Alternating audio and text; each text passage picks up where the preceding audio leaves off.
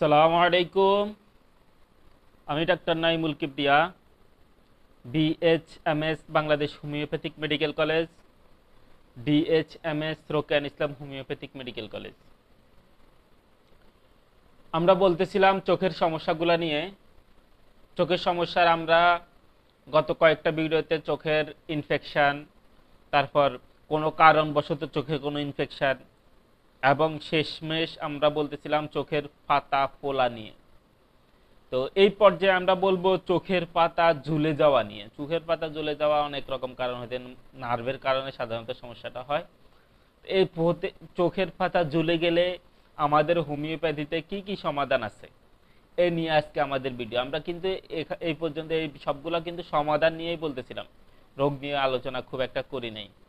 সমাধানের এই পর্যায়ে আমরা বলবো চোখের পাতা ঝুলে গেলে হোমিওপ্যাথিতে কি কি সমাধান আছে। তো এই সমাধানের সাথে যে বিষয়টা আমরা বলবো সেটা হচ্ছে, এই সমাধানগুলা কেউ নিজে নিজে অ্যাপ্লাই করার চিন্তা করবে না। অবশ্যই একজন ভালো হোমিওপ্যাথি ডাক্তারের পরামর্শে সমাধানগুলা অ্যাপ্লাই করতে হবে। তো এই পর্যায়ে আমরা যে বিষয়টা বলবো সেটা হচ্ছে, যদি কারোর এমন হয় যে তার চোখের পাতা ঝুলে গেছে, এখন সে এই চোখের পাতা নিজের ইচ্ছা মতো উঠাইতে নামাইতে পারে না, এক চোখ বা একাধিক চোখ যদি এরকম ঝুলে যায়, চোখের পাতা ঝুলে যায়, ইচ্ছে মতো তুলতে না পারে, তাহলে আমরা এখানে জ্যালসিমিয়াম মেডিসিনটার কথা চিন্তা করি। জ্যালসিমিয়াম অর্থাৎ চোখের পাতার পক্ষাঘাতে আমরা জ্যালসিমিয়ামের কথা চিন্তা করব।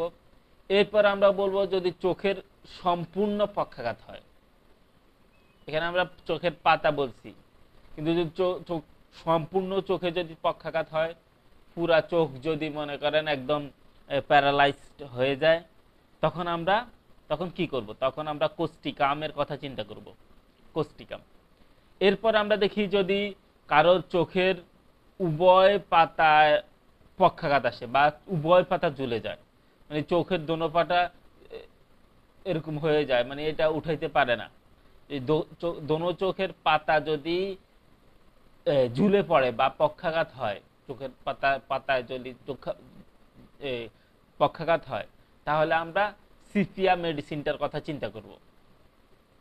এরপর আমরা বলবো চোখের পাতার পক্ষাঘাতে মনে হয় যেন সে ঘুমাচ্ছে, অর্থাৎ চোখের পাতায় পক্ষাঘাত হওয়ার পরে ব্যাপারটা এমন, তার দিকে তাকাইলে মনে হয় যেন সে ঘুমাচ্ছে, সে তা পাতা উঠাইতে পারতেছে না, বিষয়টা এমন না, সে ঘুমাচ্ছে। যদি এই ঘুমাচ্ছে মনে হয়, এমন ভাবে এই পক্ষাঘাতটা এই ধরনের হয়, তখন আমরা তাদের জন্য এই সিফিলিনাম এবং গ্রাফাইটিস এই দুইটা মেডিসিনের কথা চিন্তা করব। অবশ্যই দুটার মধ্যে একটাকে আমরা সিলেক্ট করব, যেটার মধ্যে তার সমস্ত লক্ষণগুলোর মিল থাকবে। এরপর আমরা বলবো যদি কারোর বাম চোখ প্রায় বন্ধ হয়ে যায়, অর্থাৎ তার সমস্যাটা বাম চোখে, এই বাম চোখের সমস্যা বা বাম চোখ প্রায় বন্ধ হয়ে যাওয়া, এই যে পক্ষাঘাত সিস্টেমটা, এটার জন্য আমরা কেলিফস মেডিসিনটার কথা চিন্তা করব, কেলিফস। এরপরে আমরা দেখি যদি কারোর ডান চোখের উপরের পাতা পক্ষাঘাত হয়, কিছুতেই সে ইচ্ছে মতো তুলতে পারে না এবং চোখে ঝাপসা দেখে, এইটা যদি বিশেষ এমন হয় যে তার দু চোখেই আছে কিন্তু তার ডান চোখেই বেশি, অথবা শুধু ডান চোখ, এই ব্যাপারটা যদি হয় যে ডান চোখ বা দুনো চোখে কিন্তু বিশেষভাবে ডান চোখ, ডান চোখ বা বিশেষভাবে ডান চোখ হইলে যদি এই পক্ষাঘাতটা হয় যে তার চোখের পাতা কিছুতেই তুলতে পারে না বা ইচ্ছা মতো নাড়াইতে পারে না বা চোখে ঝাপসা দেখে, যদি এই ব্যাপারগুলা হয়, তখন আমরা সেখানেও কোস্টিকামের কথা চিন্তা করবো। এখানে একটা ব্যাপার বলে রাখি, কোস্টিকাম আমরা বলছিলাম কিন্তু সম্পূর্ণ চোখে পক্ষাঘাত হইলে কোস্টিকাম। এখন আমরা বললাম যে শুধু ডান চোখ অথবা ডান চোখ বাম চোখ দুইটার মধ্যে হয়ে, বিশেষত ডান চোখ হইলে আমরা কোস্টিকামের কথা চিন্তা করি। এরপরে আমরা বলবো যদি কারোর এমন হয় যে উভয় চোখের পেশিতে জোর থাকে না, চোখের পাতা তুলতে পারে না এবং চোখের পাতা ঝুলে যায়, এই চোখের পাতা ঝুলে যাওয়া এবং চোখের পাতা তুলতে না পারা, এই সিস্টেমটার জন্য আমরা জ্যালসিমিয়ামের কথা চিন্তা করি।